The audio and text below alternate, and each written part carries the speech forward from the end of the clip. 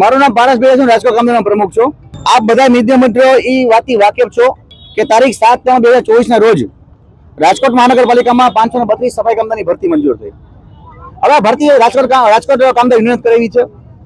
આ ભરતીમાં કોઈ વાંધો નથી, પણ ભરતીમાં નિયમો એવા રાખ્યા કે જેના માતા પિતા દાદા દાદીને નોકરી કરી હોય એ લોકો એના છોકરા એના વારસદાર ફોર્મ ભરી શકે.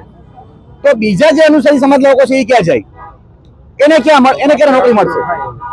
હવે અમારી માંગણી એવી છે કે જે કાયમી નોકરીયા છે એના વારસદારની સિસ્ટમ અત્યારે વ્યવસ્થા ચાલુ છે રાજકોટ મહાનગરપાલિકામાં. તો આ સેટઅપ છે 98 સેટઅપ છે 532 જણાનું. તો એ ભરતીમાં જે લોકો વર્ષોથી કામ કરે છે એ લોકોને ભરતીમાં કેમ લેવા નથી આવતા? અમારી માંગણી સ્પષ્ટ છે. રાજકોટ મહાનગરપાલિકા 532 સફાઈ કામદારની ભરતીમાં દાદા દાદી માતા પિતા વાળો નિયમ રદ કરે. પાર્ટ ટાઈમની જગ્યાએ 21 માં ભરતી કરવામાં આવે અને ફોર્મના નિયમો એવા બનાવવામાં આવે કે દરેક લોકો ફોર્મ ભરી શકે. અને બીજી આપણે ખબર છે બીજી માંગણી એવી બધી છે કે જીડીએસ ના જે સફાઈ કોન્ટ્રાક્ટર જે કૌભાંડો કર્યા એના તપાસણામાં લોકો કૌભાંડો ચાલુ છે. અત્યારે પીએફઈએસઆઈ બોનસ જેવા જે લાભો છે એ મળી નથી રહ્યા.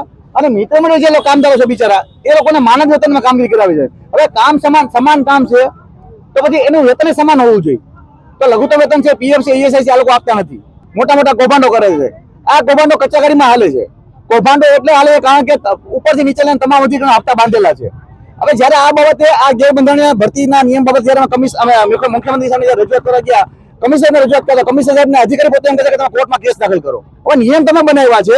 આ મુખ્યમંત્રી સાહેબ પોતે શપથને એવું બોલે છે કે ભાઈ કાયદામાં કોઈના ભેદભાવ નહીં કરીએ.